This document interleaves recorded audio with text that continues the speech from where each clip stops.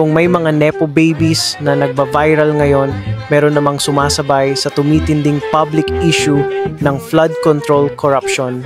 Ang mga open Becky. Yep, kabaliktaran ng nepo. Open Becky. Mga Becky na open sa bardagulan.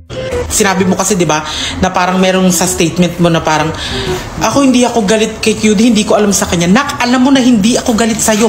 Nagtatampo ako sa iyo. Alam mo kung bakit? Nak, biruin mo. Hindi, 'di ba? Tumira ka dito sa amin. Traiduran. Wala na ako kay QD. Ako yung may kasalanan kung bakit wala akong binitray ko siya. At baka pati open relationship na rin siguro. Ang nangyari kasi mga Auntie Marie is meron siyang aura tapos inaurahan ko. Ganun yung nangyari sa amin. Kung na alam yung nangyari ng mga Auntie Marie kasi lasing na ako tapos. Pero nak ng fukerat naman. Yun nga, don't sit on the table where you're not belong, and don't sit on the table where people are talking when you are not around. Yun lang. Kung sino pa yung laging senglot, siya pa ang tumama this time. Si Stella na mukhang laging amoy alak at maasim, mga besh.